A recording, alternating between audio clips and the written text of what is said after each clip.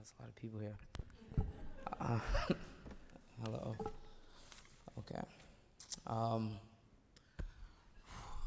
okay. So, I should get some water. Okay. So, I'm 15 years old and I'm in Miss Percival's science class, and I get a call that I'm to have to go to the principal's office. So I'm afraid. I'm like, what did I do? Um, but I get down to the principal's office, and she sits me down and she tells me that um, she had some bad news to tell me, and she informed me that my grandmother had passed away. Now, I was raised by my grandmother since I was about a year old, and I was devastated. Like everything that I had known was taken away from me, and I felt truly alone.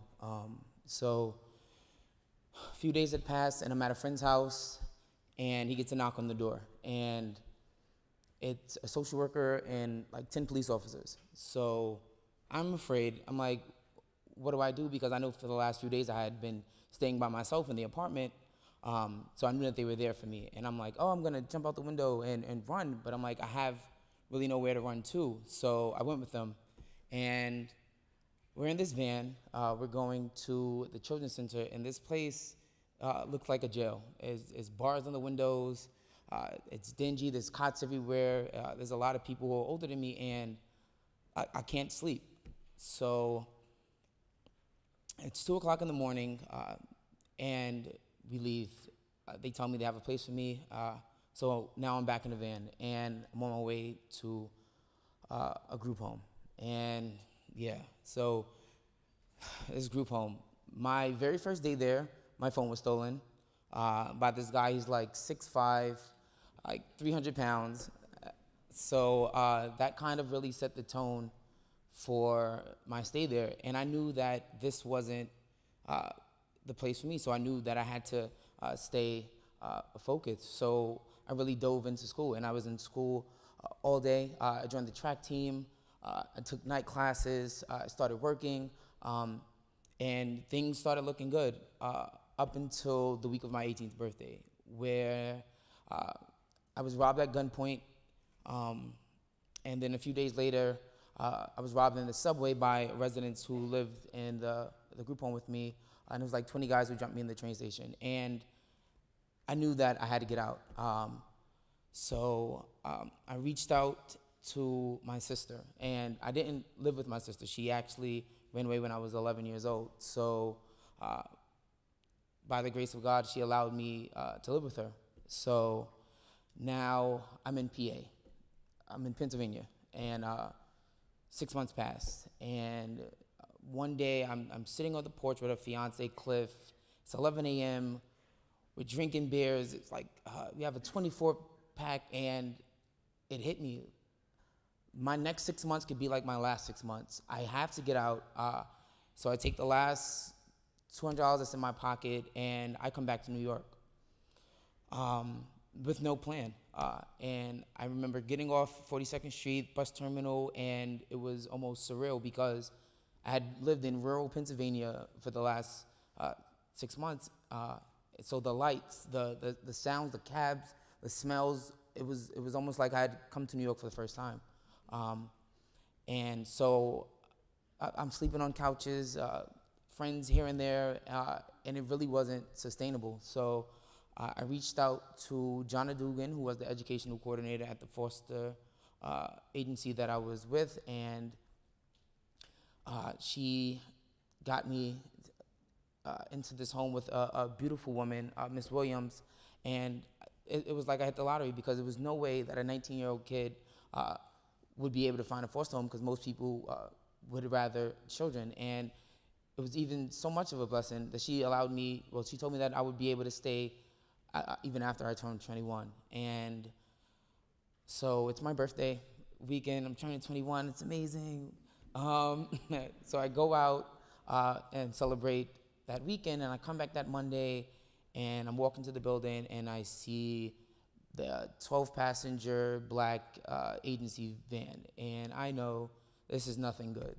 So I go upstairs, my bags are all packed, and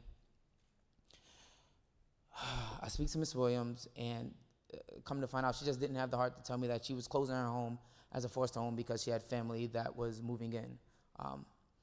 So I knew I didn't want to go to a shelter because that's typically where they remove people to. They move them to shelters. So I'm scrambling, and I called my sister again, and this time she's living in New York, and she's living with my mom. And I never lived with my mom. She was on drugs for 20 years, and that's why I didn't live with her, but I had no choice. So I move in, and at first I'm able to work, but then school starts back, and it's rough. My mom isn't working, and I'm not able to work, and I'm living in Westchester, and it's really hard for me to go to school because I don't have money for a MetroCard. I don't have money to do laundry. I don't have money to buy books, and even to spend time in the library to make the commute back, it was just really difficult. And everything came to an end when I came home one day and I found my mother getting high, and I completely lost it. Like, how could you have your children taken away from you and be so selfish and continue doing the things that made you lose your family in the first place? And I knew I couldn't stay there. So I reached out to Jonna Dugan again, and that's when she introduced me to supportive housing. And so I applied for a few, I had some interviews, and I got connected with an agency, and it was amazing. But it didn't come without its hardships. So I came into the agency, but I didn't have a job. So I immediately fell behind in my rent. But it wasn't all bad. I was able to go to school. It provided me with the ability to go back to school and start working, and that's what I needed. But I'm sorry. But there are some things that I feel that can be improved.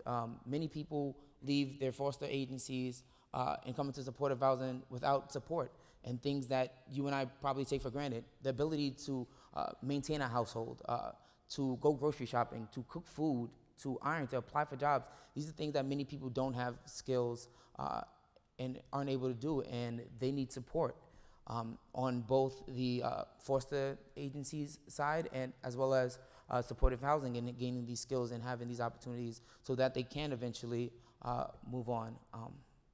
But my most memorable moment as far as supportive housing would have to be the moment I first moved in. I'm standing at the door with my luggage, and I put my key in the door, and you hear that click, and you walk in, and it's like a sigh of relief because now I know I have a place to sleep, a place to eat, a place to do my homework, a place to do all the things that I struggled with over that period that I wasn't able to do. And now I stand before you.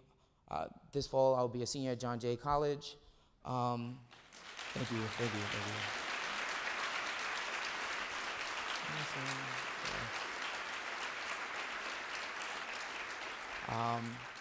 I was able to get certified as an EMT. I've worked at Northwell Health and Senior Care EMS, and I'm also an advocate with ACS and New Yorkers for Children, a youth advocate for foster care and literacy programs. Thank you. And that was made possible more so because of my stay in supportive housing. So for that, I am grateful. Thank you. This was